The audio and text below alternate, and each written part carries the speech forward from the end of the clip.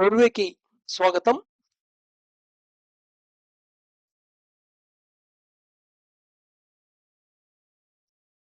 So free will in ప్రిఫిల్స్. So free will మనం will power అనే పేరుతో దీన్ని వింటుంటాము యాక్చువల్ గా. సో ఫ్రీ విల్ అనేది అంటే నువ్వు ఒక పని చేయదలుచుకున్నావా చేయదలుచుకోలేదా అనేది ఏ ఎనర్జీ బాడీ అయితే ఏ ఎనర్జీ రూపం అయితే దీన్ని మేనేజ్ చేస్తూ ఉంటుందో రెగ్యులేట్ చేస్తూ ఉంటుందో అది ఫ్రీ విల్ అనమాట.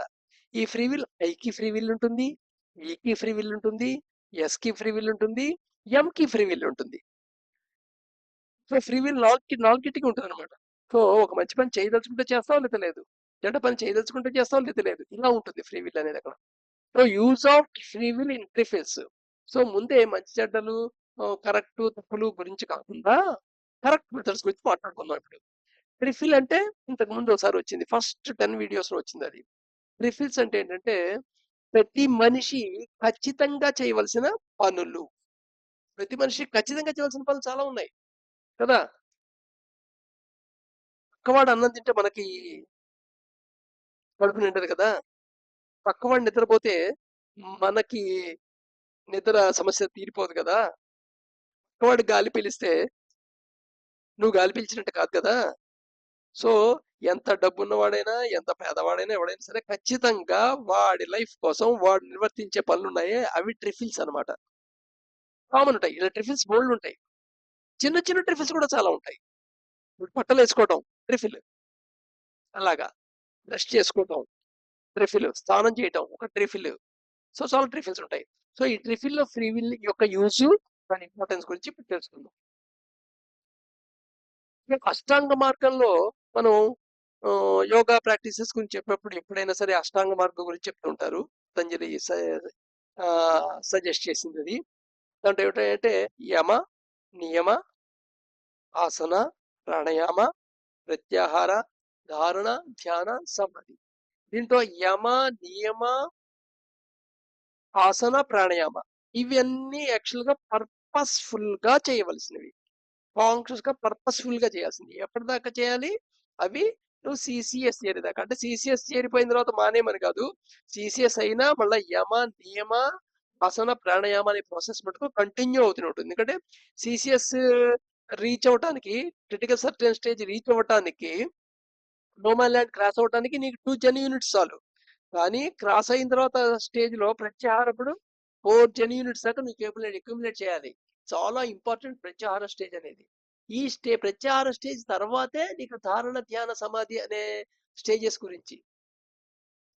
So dharana, dhyana, samadhi are advanced steps.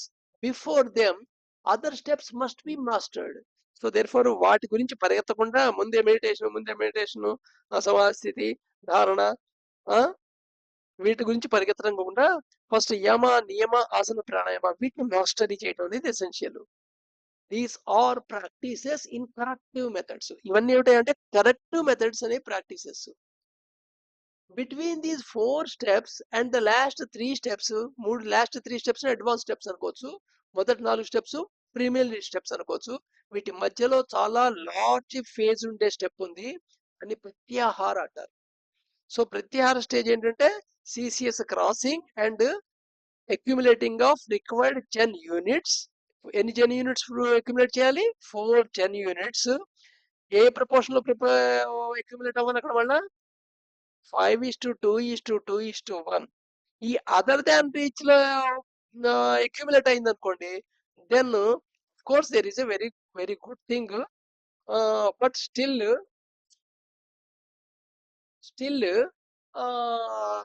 కావలసిన ఏదైతే అల్టిమేట్ పర్పస్ ఉందో ఆ అల్టిమేట్ పర్పస్ మటుకు రీచ్ అయ్యే ఛాన్స్ ఉంటుంది.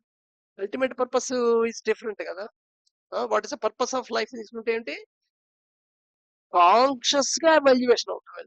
కాన్షియస్ గా ఎవాల్యుయేషన్ అవ్వటం అనేది అన్కాన్షియస్ గా అవుతావు, but it takes some crores of millions of lives. Awareness in relation to act గురించి చూద్దాం. ఎందుకంటే ఈ ట్రిఫిల్స్ లో ఫ్రీ విల్ యూజ్ చేయడం అనేది అవేర్నెస్ మీద ఆధారపడుతుంది. అందుకని so awareness in relation to act, we presume results of action. సామాన్యంగా ఒక యాక్షన్ యొక్క రిజల్ట్స్ ని ప్రిజ్యూమ్ చేసుకుంటూ ఉంటాం. First stage 1. స్టేజ్ 1 లో ఎలా ఉంటుంది? స్టేజ్ 1 స్టేట్ లో awareness can be due to punishment administered on man by God or nature. So general గా అవేర్‌నెస్ మనకేదో పనిష్మెంట్ వస్తుంది. ఇలా చేస్తే దీని యొక్క ఫలితం ఇలా అనిపించవలసి వస్తుంది. అది మన పెద్దవాళ్ళు మనం చేయొచ్చు, లేదా సొసైటీ ఒక స్ట్రక్చర్ ఫామ్ చేసి ఆ స్ట్రక్చర్ వల్ల లా కోర్ట్ అండ్ పోలీస్ వ్యవస్థ వల్ల జరగచ్చు, లేదా దేవుడి వల్ల జరగచ్చు మన నమ్మకం బట్టి, లేదా ప్రకృతి వల్ల జరగచ్చు. మొత్తం మీద పనిష్మెంట్ భయంతో దీని ఫలితం నాకు పనిష్మెంట్ వస్తుంది, నాకు ఏదైనా నేను సఫర్ అవుతాను అనే భయంతో అవేర్నెస్ వస్తుంది. అది ఒక స్టేజ్. ఇంకో రకమైన అవేర్నెస్ ఎలా ఉంటుంది? Awareness of our own desires to act in a particular man even if there is no result of punishment. ఇక్కడ రిజల్ట్ ఆఫ్ పనిష్మెంట్ కానీ సంబంధం లేకుండా నీ అవేర్నెస్ అన్నమాట. నీ కోరికలు ఏమున్నాయో దాని పరంగా పర్టికులర్ వేలో పని చెయ్యటం అనేది. నెక్స్ట్ మూడో స్టేజ్ ఆఫ్ అవేర్నెస్ ఎలా ఉంటుందంటే, when the stage of awareness dawns on us and we act out of choice and natural inclination, then only do we earn the right use of free will. So awareness కి free will కి relation ఇక్కడ తెలుస్తుంది. So మూడో awareness ఏమిటాయా అంటే, ఈ awareness సూర్యోదయం ఇప్పుడు మొట్టమొదటి వెలుగు వస్తుంది అలా ఉంటుంది అనమాట. అవేర్నెస్ డ్రాన్స్ అంటే అది అర్థం. అది డాన్స్ ఆన్ అస్, మన మీద సూర్యరశ్మి జస్ట్ వెలుగొస్తుంది ఫస్ట్ వెలుగు పడిందే తొలి కిరణం అలాగా. అండ్ మనం యాక్షన్ ఎలా ఉంటుందంటే అవుట్ ఆఫ్ చాయిస్ ఉంటుంది. అవుట్ ఆఫ్ చాయిస్ అంటే అక్కడ నీకు చాయిస్ కానీ ఉంటుంది, అంటే ఇలా చేయాలా అనే చాయిస్ ఉండదు అక్కడ. న్యాచురల్ గా ఒక ఇంక్లినేషన్ ఉంటుంది. ఆ ఇంక్లినేషన్ యాంగిల్లోనే ఆ పని ఆ విధంగా చేయాలో అలా అప్రోప్రియేట్ గా చేసేస్తాం అంతే. ఈ ఈ స్టేజ్ ఆఫ్ అవేర్నెస్ వచ్చిన తర్వాత నిజంగా నువ్వు ఫ్రీ విల్ వాడటానికి నీకు రైట్ వస్తుంది. అంతకు ముందే నువ్వు ఫ్రీ విల్ వాడితే దానివల్ల నష్టమే ఎక్కువ ఉంటుంది. మళ్ళీ ఒకసారి చెప్తాం. Awareness in relation to act 3 stages కింద చెప్తాం ఇక్కడ. సో ఒక స్టేజ్ ఏంటి అంటే, పనిష్మెంట్ ఉంది కాబట్టి ఆ భయంతో ఆ ఫియర్ తో నువ్వు అవేర్నెస్ గా ఉంటావు. ఆ పనిష్మెంట్ ఆ మనిషి మీద ఇంకో ఒక వ్యవస్థ వల్ల జరగచ్చు. పోలీస్ వ్యవస్థ, న్యాయ వ్యవస్థ అయి ఉండొచ్చు, లేదా అడ్మినిస్ట్రేషన్ అథారిటీ వల్ల అయి ఉండొచ్చు, ఆర్ దేవుడి వల్ల అవ్వచ్చు, లేదా ప్రకృతి వల్ల అవ్వచ్చు. సో అది ఇవన్నీ ఫ్యాక్టర్స్ దేనివైనా సరే అక్కడ మెయిన్ పాయింట్ ఏమిటయ్యా అంటే, only awareness due to punishment only. Next awareness of stage ఎలా ఉంటుంది అంటే, awareness of our own desire to act in a particular manner.